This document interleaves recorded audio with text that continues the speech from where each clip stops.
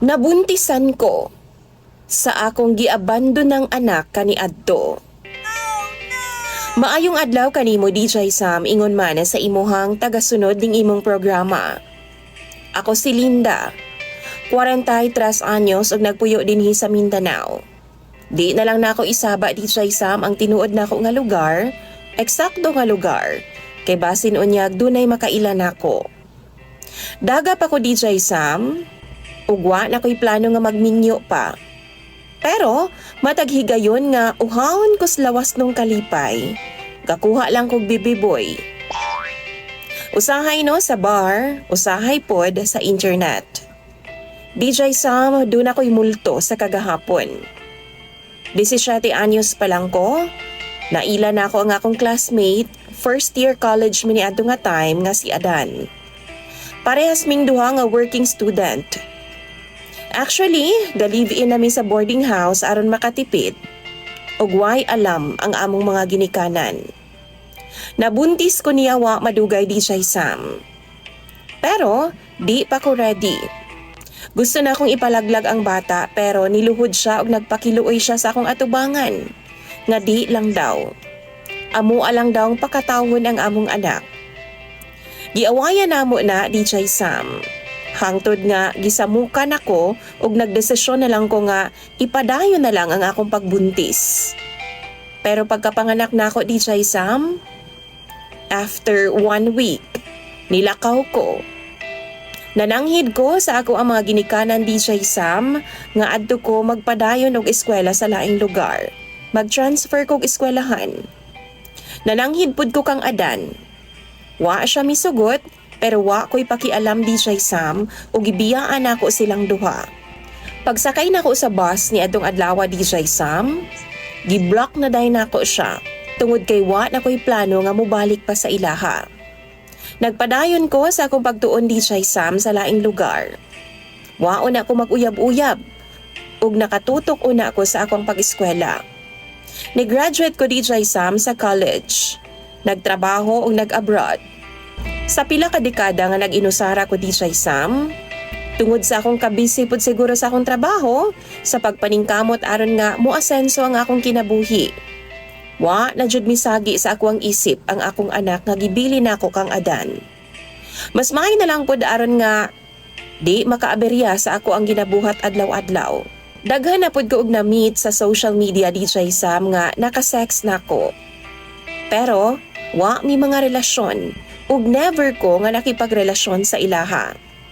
Hangtod last year lang DJ Sam pag uli na ako dinhi sa Pilipinas. Giagni ko sa akong amiga nga bakla nga magbar lagi daw ming duha. Daghan daw og mga keks dito DJ Sam. Niuban pod ko kay gusto na pod na akong i-release ang mga stress sa akong lawas.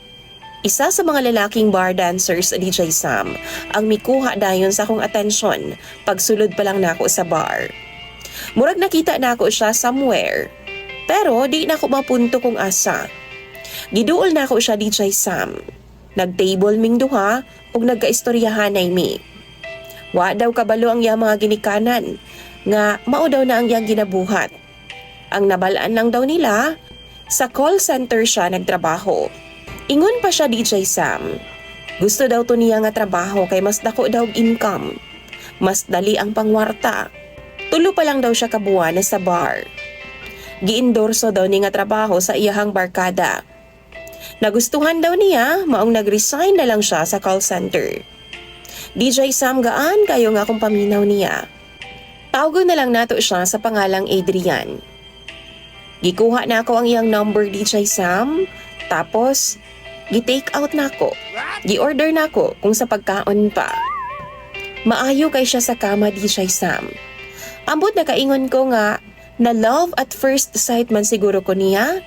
Kay lahi man kayo nga akong gibati para niya.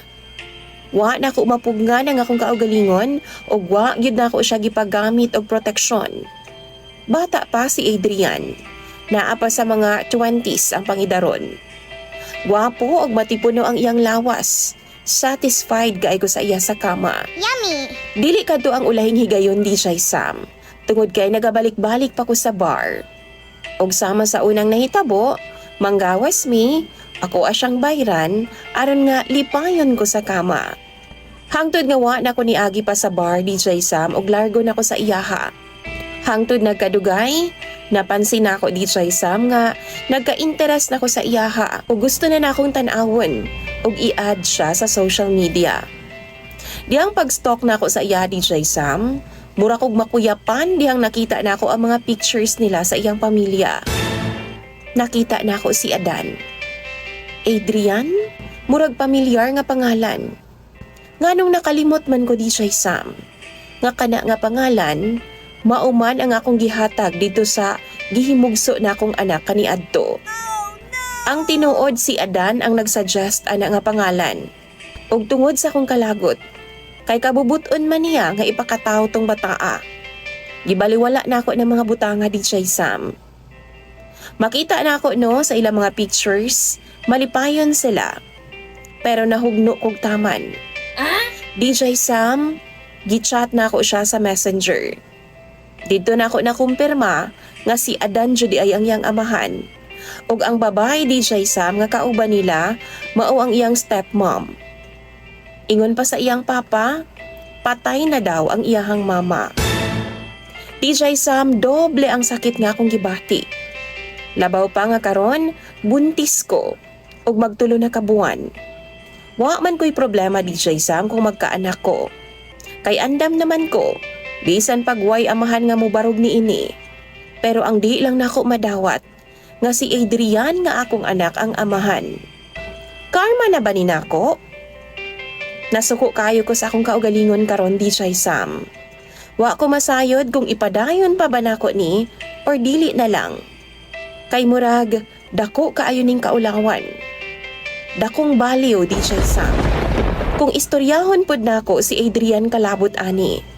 Basin sama siya sa iyang amahan, ipakatahaw gihapon niya sa kalibutan ang bata.